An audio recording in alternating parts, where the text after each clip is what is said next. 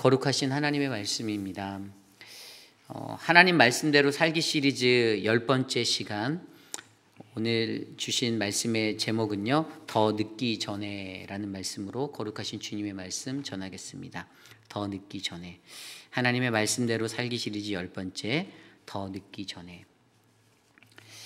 여러분, 모든 때에는요 정해진 기한이 있습니다. 사람이 세운 때의 기한이 아니고요, 하나님께서 세우신 때의 기한이 있습니다. 우리가 이 땅을 살아가면서 우리들에게 물리적으로 주어진 그 인간의 시간들이 있잖아요. 크로노스라는 인간의 물리적인 시간이 있지만 사실 우리는 늘 하나님께서 정해놓으신 카이로스의 그 시간의 때를 우리는 경험하고 살고 기다리고 있습니다. 그런데 가장 중요한 것은 그 정해진 때가 지나면 사실은 그 마지막에 심판의 때에 우리가 어떻게든 그것들을 뒤집을 길은 없다라는 것이에요. 정확히 정해진 그 시간 안에서 하나님이 그 우리에게 정해두신 각 사람의 분량의 시간 속에서 우리가 더 늦기 전에 우리가 하나님께로 돌아가느냐, 우리가 회개하고 주님 앞에 돌아가느냐, 그렇지 못하는가, 사실 이것이 굉장히 중요한데, 오늘 우리는 열왕기하 17장 1절에서 23절까지의 말씀, 북이스라엘의 멸망의 날이라는 이 BC 722년도의 이 마지막 날의 사건 속에서 과연 하나님은 우리에게 어떠한 말씀을 하시는지를 말씀 가운데 함께 고민해 보려 합니다. 오늘 우리에게 주시는 말씀 속에서 저와 여러분들, 우리에게 정해주신 그 기한 안에서 하나님은 더 늦기 전에 우리에게 무엇을 바라시는지 말씀 속에서 함께 묵상하시는 저와 여러분 되시기를 간절히 축원합니다. 오늘 가장 먼저 우리에게 하나님께서 더 늦기 전에 원하시는 것은요, 첫 번째로 바로 우리에게 축적된 죄를 제거하시기 원하신다라는 것입니다. 우리 안에 축적된 죄를 지워내시기 원하신다. 오늘 말씀 1절과 2절입니다. 유다의 왕 아하스 제12년에 엘라의 아들 호세아가 사마리아에서 이스라엘 왕이 되어 9년간 다스리며 여호와께서 보시기에 악을 행하였으나 다만 그전 이스라엘 여러 왕들과 같이 하지는 아니하였더라. 아멘. 남유다의 12번째 왕이었던 아하스 왕이 있을 때 북이스라엘은 마지막 왕, 바로 19번째 왕이었던 호세아가 등극하게 됩니다. 엘라의 아들이라는 이 호세아가 등극하게 되는데 그의 치리는 정확히 9년이었어요. 9년. 길면 길고 짧다면 짧은 시간이죠.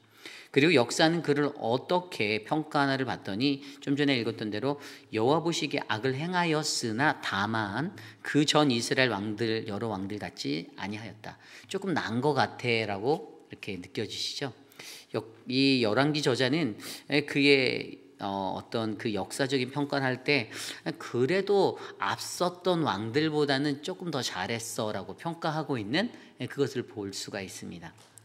그런데 여러분, 여기서 우리가 한번 잘 생각해 볼까요? 오늘 본문의 주제가 바로 BC 722년도에 있었던 바로 북이스라엘의 멸망의 날이잖아요. 우리가 쉽게 알고 있는 멸망이라고 하는 것은 무엇이죠? 그것은 끝난 거예요. 그냥 그 역사 속에서 그 역사가 마무리되어진 겁니다. 북이스라엘 왕조의 역사는 여기까지라는 마침표가 찍어진 시간이에요. 그런데 오늘 그들이 어떻게 해서 호세아가 잘못해서, 호세아 한 사람이 잘못 다스려서 그 나라가 멸망되었을까요? 아니에요. 정확하게 210년 동안의 북이스라엘 왕조 여로보암 때부터 시작된 그들에게 축적되어졌던 그 죄의 자리가 있었는데, 그런데 이 죄가 쌓이고 19번째 왕까지 오면서 쌓이고 계속 쌓여서 결국에 그것에 축적된 결과로 오늘 그들의 멸망이 찾아왔다는 사실을 우리가 이해해야 합니다. 그런데 그들이 공통적으로 지었던 죄가 뭐죠? 우리가 너무 잘 알고 있습니다. 여로보암의 죄. 도대체 여로보암의 죄가 무엇이었습니까? 제가 전에도 설명드렸지만 이 솔로몬 왕의 아들이었던 르호보암이 사실은 조금 하나님 앞에서, 조금은 아니고 하나님 앞에서 온전히 세워져 있지 못한 아들이었어요. 그래서 그러한 모습들 때문에 어떻게 했습니까? 이스라엘 백성들이 여로보암을 왕으로 추대했죠. 그래서 10개 지파가 여로보암을 따르고 나왔고요. 나머지 2개 지파가 남유다의 정통성을 이어서 남유다의 통치 속에 거하게 되었습니다. 사실 그 초반부만 해도 분명히 여로보암은 건전하고 선한 하나님의 비전과 꿈이 있었던 사람이었으면 확실해요. 성경은 그것에 대해서 그렇게 증언하고 있습니다. 그가 가졌던 그런 건강한 믿음의 모습들, 하나님의 나라를 온전히 이끌고 이스라엘이라는 나라를 더욱더 하나님의 말씀의 뜻대로 세울 수 있는 그러한 소망이 보였던 것입니다. 그래서 하나님도 분명히 여로보암에게 내가 다윗처럼 그렇게 하나님의 말씀 안에 서고 그 언약 가운데 거하고 주의 말씀과 규례를 지켜 행하면 네가 자자손손 더 큰 영광을, 남유다와 같은 더 큰 이스라엘의 영광을 얻게 될 것이다 라고 말씀해 주셨죠. 그럼에도 불구하고 중요한 것은 그가 그렇게 왕이 되고 나서 변했다라는 거예요. 변질을 했다라는 거예요. 바뀌었다라는 거예요. 처음에 가졌던 첫사랑의 마음과 소명과 사명을 가지고 동일하게 나가면 은혜가 되고 나라가 더욱더 강성하여졌을 텐데, 하나님의 말씀의 언약의 축복이 계속적으로 부어졌을 텐데, 위기가 있고 어려움이 있어도 북이스라엘이 어찌 보면 남유다를 뛰어넘을 수 있는 정통성의 자리도 가져올 수도 있었는데, 그런데 결국에 여로보암이 죄를 짓고 말았다는 것입니다. 그가 지었던 죄가 무엇입니까? 한번 기억을 더듬어 보십시오. 그가 지었던 죄악은요, 바로 하나님의 예배의 자리를 무너뜨렸던 거예요. 르호보암이라는 사람의 절기 때마다 이스라엘 백성들이 찾아가서 그 사람에게 넘어갈까 봐, 그들이 그곳에 예루살렘 성에 예배하러 올라갔는데 돌아오지 않을까 봐 어떻게 했습니까? 그 사람이 바로 금송아지 2마리를 만들어서 하나는 베델에, 하나는 북쪽에 있는 단에다가 세웠죠. 제단을 만들고, 야, 너희들이 거기까지 뭐하러 멀리 예루살렘까지 올라가냐, 우리가 북이스라엘의 2곳에 이렇게 지정소로 이렇게 세워놨으니까 저기서 예배해라고 그들에게 선포하였습니다. 그리고 제사장도 자기의 마음대로 정통성을 가진 레위인의 출신의 사람들이 아니라 하나님 말씀에서 어긋난 그냥 자신이 임의적으로 세운 사람들을 제사장으로 세웠어요. 그러다 보니 제사장들 안에 아마 가짜도 많았을 거예요. 신학적인 지식도 없고 하나님 말씀에 대한 이해도 없고 어떠한 그런 기반도 없는, 그래서 그냥 자신의 뜻에 따라 움직일 수 있는 제사장들을 세워서 그 성소들을 돌렸습니다. 그리고 그곳에서 절기를 드리는 그 날, 유대력에 따라 남유다에서 행하는 그 모든 절기들의 날도 자기가 임의적으로 비슷하게 바꿔서 자기들의 편의에 따라 할 수 있도록 북이스라엘에 정착시켰던 것. 제가 전에 이 말씀을 전하면서 이 말씀대로 살기 시리즈에서 이것에 대한 포인트를 뭐라고 말씀드렸냐면, 하나님의 예배, 하나님의 예배를 무너뜨렸다라고 설명드렸어요. 하나님의 예배를 무너뜨림으로써 이스라엘 백성들과 하나님과의 관계를 멀어지게 만들었던, 그래서 여러분, 여로보암의 죄라는 것이요 정말로 무서운 죄예요. 여로보암이요 분명히 열왕기상 13장에도 보면요, 자기가 분향하려 했어요. 자기가 이 베델의 단을 이렇게 해놓고 자기가 분향하라고 하니까, 그때 하나님의 사람이, 열왕기상 13장에 보면 하나님의 사람이 뭐라고 합니까? 그것을 규탄하면서 나오잖아요. 그걸 말립니다. 그렇게 하면 안 된다라고. 그리고 그것에 대해서 선포를 하죠. 뭐라고 하냐면, 다윗의 집에 요시아라는 아들이 낳을 것이고 그가 내 위에 분향하는 산당 제사장을 내 위에서 제물로 바칠 것이고 또 사람의 뼈를 내 위에서 사를 것이다. 그날에 그가 그 징조를 주실 것인데, 어떤 징조냐면 제단이 갈라지고 그 위에 재가 쏟아질 것이다 라고 하나님의 사람이 외쳤어요. 그래서 그 분향하려는 때에 그렇게 외치는 하나님의 사람을 보고 뭐라고 했습니까? 저놈 잡아라 했는데, 저놈 잡아라 하면서 손을 팔을 뻗었는데 그 팔이 어떻게 마르게 되었다라고 성경은 기록하고 있어요. 말랐어요. 접어지지가 않는 거예요. 말라버렸어요. 그래서 그가 뭐라고 했습니까? 여로보암이 하나님의 사람에게 내가 믿는 하나님께 간청해서 내 팔 좀 낫게 해줘. 그래서 기도했더니, 간청했더니 그 팔이 다시 원래대로 되었다라고 성경은 기록하고 있어요.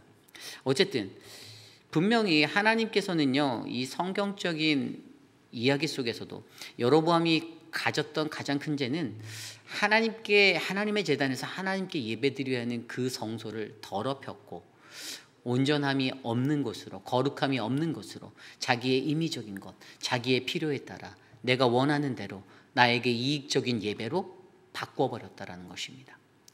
그래서 여러분, 오늘 우리가 이 북이스라엘이 멸망하게 되는 오늘 이 마지막 날에 그들이 안고 있었던 이 죄악의 축적된 결과는 결국에는 이 선왕 때부터 여로보암 때부터 시작돼서 19번째 왕까지 끊어지지 않고 계속해서 흘러내려온 이 여로보암의 죄가 있었다라는 사실이죠. 여러분, 예배란 무엇입니까? 예배는 하나님을 만나는 자리입니다. 그렇죠? 우리가 하나님을 유일하게 만날 수 있는 곳은 예배예요. 뭐 나도 집에서 혼자 예배할 수 있는데라고 생각하시는 분들도 있어요. 그런데 공예배가 중요한 이유는 하나님께서 제정하신 그 날에, 하나님을 기념하여 우리가 모이는 그 날에 함께 모여 하나님과 평화를 누리고 하나님과 마주하며 하나님의 은혜를 누릴 수 있는 그러한 자리가 되기 때문입니다. 그래서 여러분, 공예배가 중요한 거예요. 21세기를 살아가는 수많은 사람들이 예배를 등한시할 때가 많이 있어요. 예배가 별거 아니다라고 생각할 때도 많아요. 내게 급한 일 있으면 그게 우선순위 돼서 그 일을 먼저 해도 되고, 예배는 어차피 다음 주에 또 드릴 텐데라고 생각하는 사람들도 많이 있습니다. 그런데 여러분, 그러한 생각 자체가 뭐가 된다고요? 여로보암의 죄를 이어받는 거예요. 하나님의 예배를 내 삶의 방식에 맞춰서, 내 뜻에 맞춰서 내가 원하는 대로 변형해서 살아가고자 하는 그러한 교회를 만들려고 하는 것이 바로 여로보암의 죄입니다. 여러분, 우리의 삶 가운데 이러한 죄가 끊어져야만 합니다. 여러분, 저는 어렸을 때부터 이 주일이라는 날을 엄격하게 지키려고 하였어요. 뭐 자이든 타이든 부모님으로부터 그렇게 배웠어요. 절대 주일날은 안 된다라는 거예요. 제가 보이스카우트 해보고 싶고 가보고 싶다고 해도 안 된다라고 아버지가 단호하게 말씀하셨어요. 주일날은 안 된다. 주일날은 교회 가야 된다. 다른 것들이 들어올 수 있는 상황이 아니었던 날이 바로 주일이었습니다. 그러한 가정 환경에서 자라서 지금껏 목회자로 자라와서 살아가는 시간 속에도 여전히 당연히 주일을 섬기는 것이 아니라 하나님이 주신 거룩한 안식일을 하나님의 성전에 나와 예배자로 드리는 것이 얼마나 중요한지를 너무나도 잘 느끼고 있습니다. 오늘날 같은 이 시대에 우리들 안에 사그러들어져가는 예배에 관한 그런 마음들, 그 마음들이 여러분 바로 여로보암의 죄로 인해서 끊어지지 않고 흘러내려온, 바로 우리들에게까지 전해져 내려온 그러한 죄의 뿌림을 기억하시고, 오늘 이스라엘은 그 죄의 뿌리가 깊숙이 뿌리 내려 축적되어진 죄의 결과로 말미암아 어떻게 해요? 멸망하게 되었어요. 호세아가 9년 동안 잘못 다스려서가 아니라 이미 그 앞선 세대들이 잘못 뿌려놓은 씨앗 때문에, 그 죄의 결과 때문에 그들이 무너지게 되었다는 사실들을 기억하시고, 저와 여러분들의 인생 가운데 하나님의 은혜로 말미암아 주님, 오늘 나에게, 우리의 가문에, 우리의 가족에, 우리의 공동체에 흘러내려들어서 축적되어진 죄악의 자리가 있다라면 이 여로보암의 죄를 하나님 제거하여 주시옵소서라고 간구하는 저와 여러분, 우리 모두가 되시기를 간절히 축원합니다. 이것이 바로 오늘 말씀에 더 늦기 전에 바로 저와 여러분, 우리 안에 축적된 죄악의 축적된 모습을 제거해야 한다입니다. 오늘 우리에게 주시는 두 번째 하나님의 말씀, 더 늦기 전에, 여러분, 우리는 더 늦기 전에 우리의 길을 돌이켜 하나님께로 돌아가야만 합니다. 우리의 길을 돌이켜 하나님께로 돌아가야만 합니다. 오늘 말씀 13절 말씀에 이렇게 나와 있습니다. 여호와께서 각 선지자와 각 선교자를 통하여 이스라엘과 유다에게 지정하여 이르시기를, 너희는 돌이켜 너희 악한 길에서 떠나 나의 명령과 율례를 지키되 내가 너희 조상들에게 명령하고 또 내 종 선지자들을 통하여 너희에게 전한 모든 율법대로 행하라 하셨으나, 14절, 그들이 듣지 아니하고 그들의 목을 곧게 하기를 그들이 하나님 여호와를 믿지 아니하던 그들 조상들의 목과 같이 하여. 아멘. 그렇습니다. 여러분, 이 이스라엘이요 어떠한 죄악들을 저질렀는지 오늘 말씀에서 낱낱하게 정리해서 얘기해 주는데, 7절에 보면 다른 신을 경배했어요. 그죠? 7절에 나와요. 다른 신을 경외하였다. 그렇게 나오고 있습니다. 그리고 7절 시작되는 부분에 보면 이 일은이라고 하죠. 이 일은, 이게 무슨 뜻이냐면 이들이 멸망한 이유에 대해서 얘기하는 거예요. 이들이 멸망한 이유는 7절에 나온 대로 애굽의 왕 바로의 손에서 벗어나게 하신 그 하나님 여호와께 죄를 범하고 또 다른 신들을 경외하였다. 다른 신을 경외한 거예요. 이 죄를 범한 거, 하나님께 범죄한 거, 첫 번째가 다른 신을 경외한 거, 7절에 나오고요. 그리고 그 다음에 8절에 보면 이방의 규례와 율례를 행하였다라고 나오고 있습니다. 8절에도 그들이 지켜야 하는 하나님의 말씀이 아니라 다른 이방 나라의 율례와 규례들을 지키며 살았다라는 거예요. 그리고 9절 말씀에 보면 세 번째로 점차적으로 불의를 행하였다라고 기록하고 있어요. 9절 말씀 볼까요? 이스라엘 자손이 점차로 불의를 행하여. 이게 뭐냐 하면 조금씩 점진적으로 불의한 자가 더 되는 거예요. 처음에는 한 10%, 근데 점점 죄성이 강해지는 거예요. 이들이 점차적으로서 불의한 자가 되어서 어떻게 해요? 결국에 불의한 것이 마음 가운데 가득 차게 되는 어느 순간에는 하나님을 배역하게 되었다라고 말하고 있습니다. 하나님을 배역하였다. 그렇게 그들이 배역하게 됐는데 어떻게 됩니까? 여호와 하나님을 배역한 모습이 그 뒤에 나오죠. 산당을 모든 성읍들에게 다 이렇게 졌다라는 거예요. 산당의 숫자가 점점 늘어난 것을 얘기하는 거예요. 점진적으로 죄악이 북이스라엘을 다 덮었습니다. 그리고 여러분, 이러한 것들로 인해서 어떠한 일들이 일어났나요? 하나님께서는 그래도 그들을 참고 기다리고 인내하셨어요. 210년 동안에 선지자들을 무수하게 보내셨어요. 그죠? 이사야 선지자도 있고 엘리사, 엘리야, 정말 수많은 선지자들을 보냈어요. 선지자들을 보내는데 하나님께서 선지자를 보내서 외쳤다. 13절에 나오잖아요. 아까 읽었던 그 13절 말씀에 하나님의 종, 그 선지자들을 그들에게 보내서 외친 거예요. 목 놓아 부르짖은 거예요. 돌아와라. 뭐라고 외쳤죠? 돌아와라. 회개하고 돌아와라. 죄악에서 떠나라. 끊어내라. 그렇게 계속해서 외쳤는데 중요한 것은 그들이 듣지 않았다. 그들이 목이 곧아서 회개하지 않았다라고 14절에 이야기하고 있습니다. 그리고 15절 말씀에 보면 주님의 말씀, 언약을 버리고 허무한 것을 뒤따라갔다라고 15절에 기술하고 있죠. 그렇습니다. 여러분, 이것이 바로 이스라엘이 심판받게 된 과정의 모습들이에요. 하나님 앞에 범죄함이 있었습니다. 그런데 하나님이 기회를 주셔서 또다시 그들에게 돌아올 기회들을 계속해서 선지자들의 외침을 통해서 주셨습니다. 귀에 딱지가 않도록 그들에게 말씀해 주셨어요. 그들의 마음에 찔림도 받았을 것입니다. 내가 이렇게 살면 안 되는 것 같은데라는 생각도 잠깐 들었을 것입니다. 그런데 문제는 거기까지였어요. 오히려 그들은 그 말을 지겨워하고 듣지 않고 선지자의 말을 무시하고 하나님의 음성을 듣지 않고 목이 고자 회개하지도 않아 하나님의 말씀을 버리고 언약을 뒤로 한 채 자신이 원하는 우상을 향하여 그렇게 뛰쳐 달려가 살았던 인생이 되었습니다. 15절 말씀에 보면요, 우상을 숭배하고 몰렉에게 인신지사를 드리는 수많은 만행들이 일어나게 되었습니다. 자신의 자녀들까지도 불길 가운데 지나가게 하여 그렇게 제사로 드려버리는 그 제사, 제가 오늘 새벽에도 말씀드렸듯이 그 제사는 바로 미래 없는 자, 바로 오늘의 나의 만족과 유익을 위해 살아가는 자의 행위라고 했잖아요. 그렇게 이 나라의 미래와 다음 세대에 대한 소망을 두고 살아가는 자가 아니라 오늘 이 순간 내가 유익하게, 내가 행복하게, 내가 번성하며 살아가면 된다라는 그 이기적인 탐욕과 욕심으로 찌들어서 그렇게 하나님을 멀리하고 살았던 존재가 바로 북이스라엘이었습니다. 그래서 여러분, 그들에게 하나님이 말씀해 주시는 거잖아요. 그들의 길을 돌이켜 하나님께로 돌아가야만 한다. 여러분, 오늘 이 시대를 살아가는 저와 여러분 우리들에게도 동일합니다. 우리들의 삶 속에서도 우리들에게 반복되어지는 죄가 있지 않는지 한번 생각해 보십시오. 회입비라는 장로교회 47년의 역사 속에서 여러분들 교회 이름을 내면 여러분들 자부심을 느끼고 살아가시잖아요. 오랜 시간 교회를 다니셨으니까.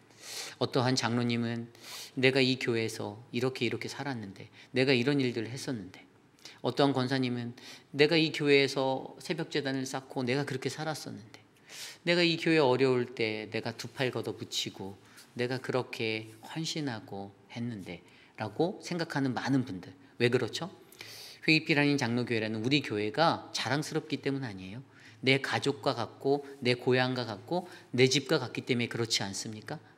그렇게 자부했던 그런 삶인데 그 역사 속에서 하나님께 범죄한 자리가 끊어지지 못하고 계속해서 돌이킬 기회를 주시는 하나님 속에서도 교회 내에 사건 사고가 수도 없이 터져가면서도 하나님이 돌아오라고, 멈추라고, 돌아서라고, 회개하라고, 그렇게 돌이켜야 한다라고, 그렇게 하나님께 돌아가야만 한다라고 말씀하심에도 불구하고 우리는 얼마 지나지 않아 또다시 그 범죄에 또 빠지고 또 넘어지고 또 쓰러지는 인생을 살지는 않았습니까? 결국에 여러분, 저와 여러분들의 인생 속에서도, 우리의 개인의 삶 속에서도 내가 하나님께 나의 가던 길을 돌이켜 하나님께 돌아가야만 한다라는 이 선지자들의 외침, 하나님의 외침을 듣지 못한다라면 결국에 우리는 오늘 말씀에서 그 결과로 주어지시는 하나님이 이스라엘에게 내리신 그 심판의 자리를 우리도 경험할 수밖에 없다라는 것입니다. 여러분, 저와 여러분 우리의 삶 가운데 저는요, 가장 중요한 것은 하나님께서 우리에게 은혜를 주시는 그 삶을 우리가 기억한다라면 내가 범죄한 순간 자존심 내려놓고 하나님 앞에 엎드려 가장 먼저 회개하고 돌아서는 저와 여러분 그러한 인생들이 되시기를 간절히 축원합니다. 그러한 인생이 가장 아름다운 인생이에요. 강단에서부터 쏟아져 나오는 아름다운 하나님의 음성, 이것이 내 귀에 아름다운 메시지로 들릴 수 있는 이유는요, 내가 언제든지 하나님의 말씀 앞에 자복하고 엎드려 회개할 수 있는 준비된 자들이 들을 수 있는 영적 은혜입니다. 마음이 강팍하고 마음이 바로처럼 완악한 자들, 그러한 자들에게는 아무리 좋은 말씀이 그들의 귓가에 울려 퍼지고 전달되어도 그들의 삶 가운데 회개의 자리란 없기 때문에 절대로 돌아서지 않고 절대로 회개하지 않는 인생이 될 것이에요. 그래서 우리에게 가장 중요한 건 내 마음의 밭을 하나님의 음성 앞에서 온전히 듣고 내 길을 돌이켜 하나님께로 돌아가야 하는 그러한 믿음의 삶을 살아내는 것이 바로 저와 여러분 우리 모두에게 필요할 줄 믿습니다. 그러한 마음으로 여러분들 내 삶 가운데 오늘 말씀 속에서 이 두 번째 말씀, 바로 더 늦기 전에 바로 우리의 길을 돌이켜 하나님께로 돌아가자라는 이 은혜가 내 삶에 뿌리내리도록 함께 기도하시기를 부탁드립니다. 이제 말씀을 좀 정리하고자 합니다. 여러분, 우리는 지금까지 하나님 말씀대로 살기 시리즈의 음성을 듣고 있습니다. 기원전 722년, 사실 제가 오늘 제목을 적다가 맨 처음에 더 늦기 전에라고 써기 전에 어떤 말을 썼었냐면 BC 722년 북이스라엘 멸망의 날이라고 썼었어요. 근데 사실 제가 왜 제목을 그렇게 졌었었냐면 이렇게 멸망당하는 날에 이 연도수를 바꾸고 내 이름을 집어넣으면 나의 멸망의 날이 언젠가 나에게도 올지 모른다라는 그 두려움이 찾아오는 거예요. 뭐 예를 들어 이런 거예요. 2054년 이유리 목사의 멸망의 날, 저의 심판의 날이겠죠. 여러분, 이 땅을 살아가는 모든 인생 한 사람 한 사람에게요, 저는 그날이 반드시 온다라고 믿습니다. 우리가 그 누구도 그날을 피할 수가 없어요. 그런데 그 날을 준비하는 우리들에게, 하나님 말씀대로 살아가는 사람들에게 하나님이 들려주시는, 계속해서 반복해서 우리에게 흘려주시는 그 음성이 있는데, 그것은 뭐냐면 더 늦기 전에 하나님께로 돌아와라 입니다. 더 늦기 전에 하나님께로 돌아와라. 여러분, 오늘 말씀에서 보면 마지막에 보면 23절에 뭐라고 나오는지 아세요? 여호와께서 그의 종 모든 선지자를 통하여 하신 말씀대로 드디어 이 이스라엘을 그 앞에서 내쫓으신지라. 이스라엘을 내쫓는 게 하나님의 목적인 것처럼 보여져요. 그죠? 그게 하나님의 말씀하신 것처럼 그의 말씀 다바르, 성취되어질 말씀이 이루어진 역사로 기록되어진 거잖아요. 하나님이 어떻게 보면 북이스라엘을 내쫓으려고 하나님이 아주 처음부터 작정하셨던 건가? 이렇게 착각할 수도 있어요. 그런데 아니죠. 하나님께서는 시간을 두신 거예요. 기한을 두셨어요. 그리고 그들이 회개하고 돌아오기를, 그들에게 정말 천금과 같은, 제가 아까 여로보암에게 주셨던 언약의 말씀을 제가 설명드리며 말했듯이 분명히 기회가 있었어요. 여로보암이 변질되지 않고 하나님 말씀대로 잘 갔다라면 제가 봤을 땐 722년이 아니라 오히려 남유다의 그 시간보다도 더 멀리 갔을 하나님 나라가 됐을 거예요. 그런데 그것이 되지 않았기 때문에 그들에게는 그 BC 722년 북이스라엘의 멸망의 날을 맞을 수밖에 없었던 것이죠. 여러분, 저와 여러분 우리들의 삶 속에서도 제가 간절히 원하는 것은요, 우리가 더 늦기 전에 저와 여러분들에게 주어진 그 날에, 그 마지막 날에 과연 우리는 더 늦기 전에 하나님 앞에서 자복함으로 회개하고 나의 삶을 바꾸어 주님께 가까이 나아가는 믿음의 삶이 되시기를 간절히 축원합니다. 그러한 교회가 저는 우리 회의필 한인 장로교회가 되었으면 좋겠어요. 어떠한 삶의 자리에서도 우리 교회의 모든 성도들은 하나님 말씀 앞에 민감하게 반응하여 주님의 그 음성을 바르게 듣고 하나님 말씀대로 살아가고자 하는 선하고 아름다운 그런 믿음의 의지들이 한 분 한 분 드러나는 귀한 공동체가 되기를 간절히 축원합니다. 이 시간 그러한 말씀 앞에서 우리가 함께 좀 찬양을 했으면 좋겠는데요. 오늘 말씀을 준비하면서 저는 이 찬양이 생각났어요. 나의 백성이 다 겸비하여 라는 찬양인데요. 우리 함께 이 찬양 드리도록 하겠습니다.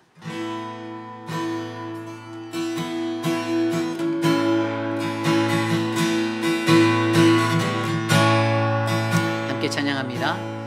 나의 백성이 다 겸비하여 내게 기도하며 나의 얼굴을 구하여서 그 악한 길 떠나며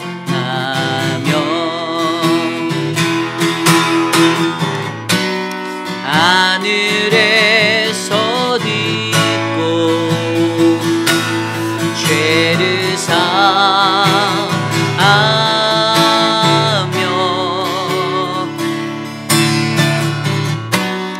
그들의 땅을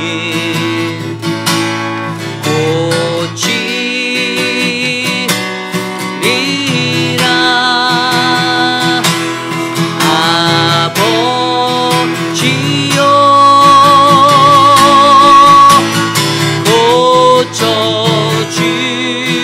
고쳐주소서. 이 나라 주의 것 되게 하소서. 주 하나님 간절히 기도하오니 상한 이 땅 새롭게 하소서. 다시 한번 찬양합니다. 나의 백성이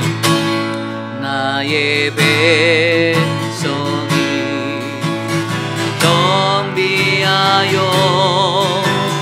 내게 기도하며 내 얼굴을 구하여서 그 악한 길 떠나며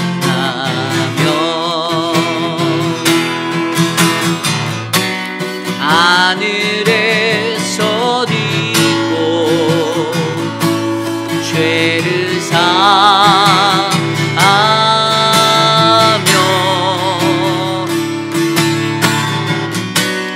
그들의 땅을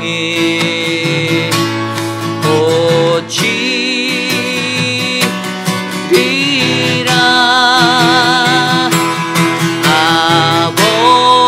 아버지여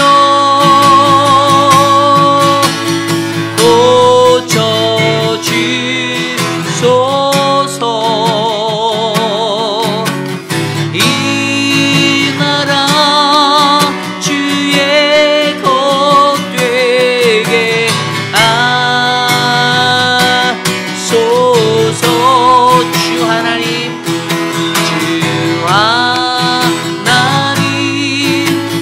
간절히 기도하오니 상한 이 땅 새롭게 하소서. 우리 2절 찬양합니다. 무릎 꿇고서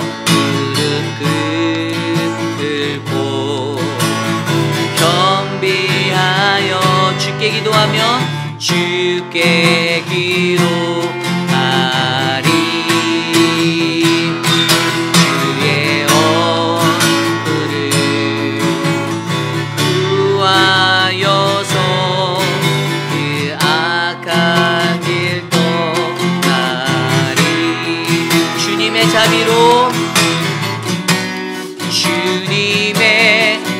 자비로 죄를 사하고 죄를 사하고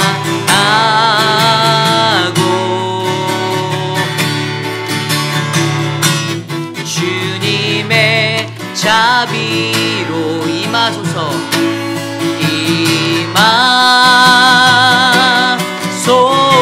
임하소서 아버지여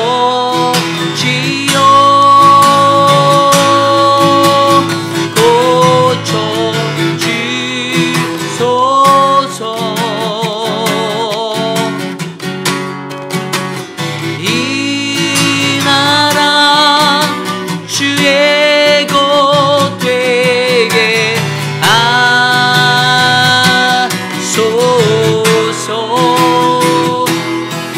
주 하나님 간절히 기도하오니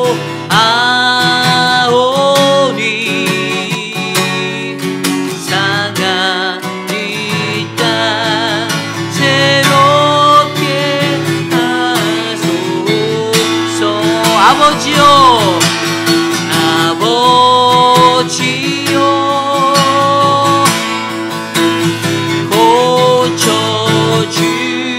고쳐주소서 이 나라 주의 것 되게 하소서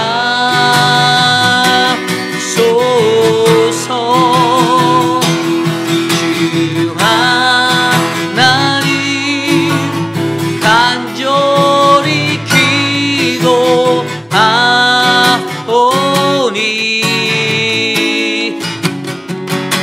상한 이 땅 새롭게 하소서 상한 이 땅 새롭게 하소서 상한 이 땅 상한 이 땅 새롭게 하소서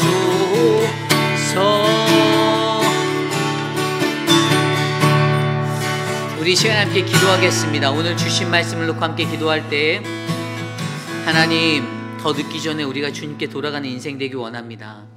하나님 어떠한 삶의 형편에서도 여건에서도 우리가 우리 안에 축적되어진 나에게 축적된 이 죄의 결과 이것들을 제거할 수 있도록 하나님 도와주십시오. 하나님 어떠한 삶에든지 우리의 길을 돌이켜 주님께 돌아갈 수 있도록 하나님 인도하여 주시옵소서. 우리 함께 이 시간 오늘 주신 말씀을 놓고 기도하겠습니다. 하나님 오늘 우리에게 주신 말씀 안에서 우리가 주님과 함께 동행하기 원합니다. 하나님의 은혜를 우리에게 부어주시고 주님의 은혜를 우리에게 나누어 주시고 하나님 인도하여 주시옵소서.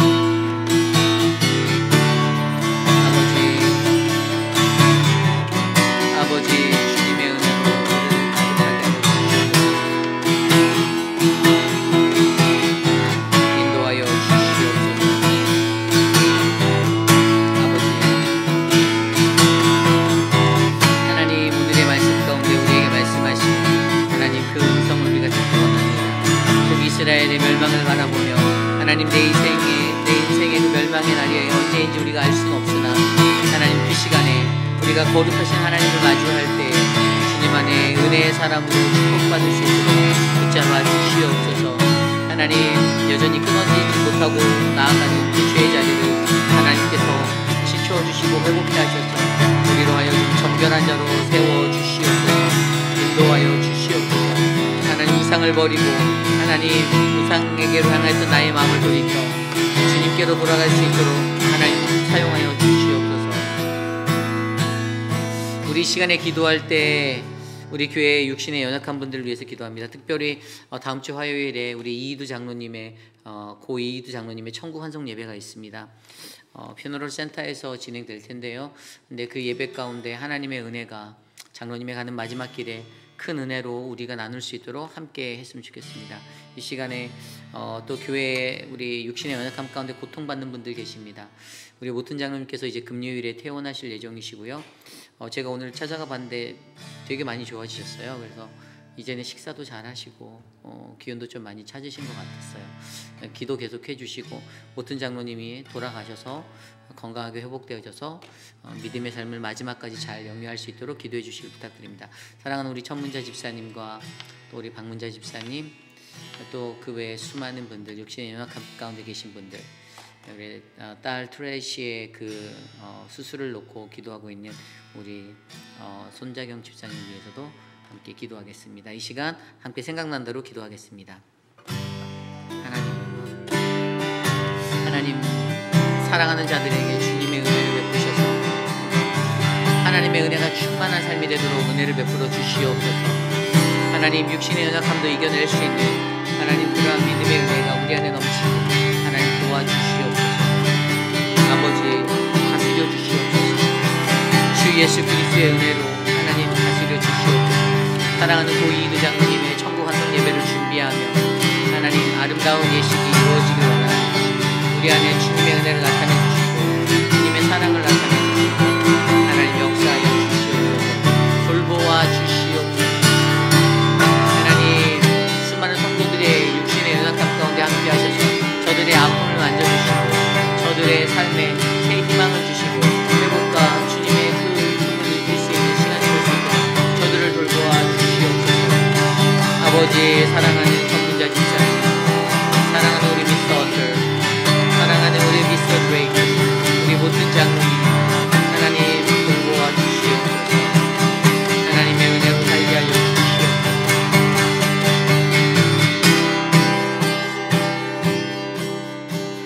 마지막으로 기도할 때 우리 교회를 위해서 기도합니다. 하나님의 몸된 교회가 코로나로 어려움을 겪지 않도록 기도해 주시고 또 하나님 우리가 예배하는 것들을 사단이 방해하고 우리가 망가뜨리는 그러한 예배를 원하는 사단의 그 계략에 넘어지지 않도록 하나님 우리 교회가 더욱더 거룩한 모습으로 주님 앞에 설 수 있는 공동체 되게 해달라고 하나님의 말씀과 기도와 찬양과 은혜가 충만하도록 우리 성도들의 마음 가운데 그러한 온전한 예배자가 될 수 있는 소망이 들어가도록 이 시간 함께 우리 예배를 위해서 기도하고 제가 기도한 후에 축도로 예배 마치겠습니다.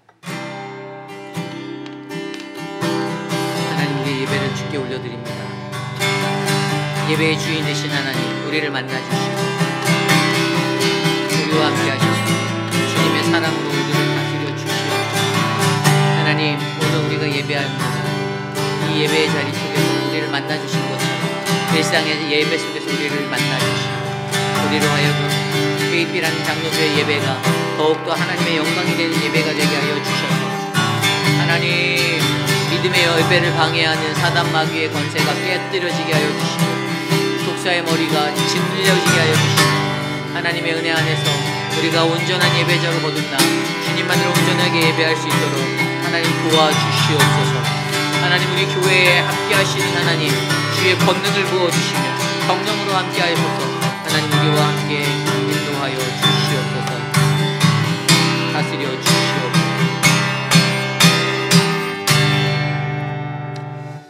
참으로 존귀하신 하나님 감사합니다.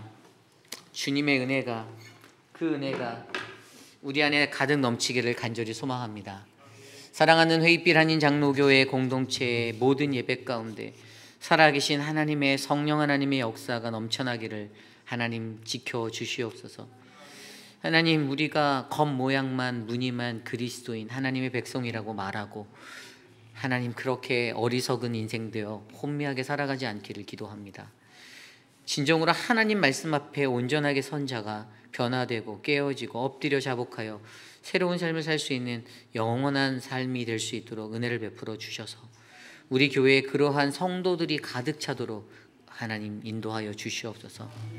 하나님 코로나로 인하여서 우리를 두렵게 하는 많은 것들 우리가 놀라지 말고 겁내지 아니하며 언제나 우리에게 영원한 산성 되시고 요새 되시는 하나님만을 의지하여 이 예배의 자리가 끊어지지 않기를 기도합니다. 우리에게 그 은혜를 베풀어 주시옵소서. 육신의 연약함 가운데 거하신 많은 어르신들 한 분 한 분 돌보아 주시고 하나님 일평생을 살아가며 역사 속에서 길이길이 기억에 남을 만한 여호와 보시기에 정직하게 행하였던 누구누구라고 기록될 수 있도록 저들의 삶을 지켜 주시옵소서. 지금은 우리 구주 예수 그리스도의 무한하신 은혜와 그 크신 하나님의 사랑하심과 성령 하나님의 감화감동 교통하심의 역사가 하나님의 말씀대로 살아가기 위해서 더 늦기 전에 하나님께로 돌아가자라고 우리에게 말씀하시는 그 하나님의 음성을 듣고 북이스라엘의 멸망을 바라보며 나의 멸망의 날에 나는 더 늦기 전에 하나님께로 돌아가 주님과 함께 영원히 기뻐하리라고 고백하는 사랑하는 우리 회의빛 아닌 장로교의 모든 성도들, 특별히 오늘 이 저녁에 주님께 나와 예배드린 믿음의 권속들 머리머리 위에 지금으로부터 영원토록 함께 하시기를 간절히 축원하옵나이다. 아멘.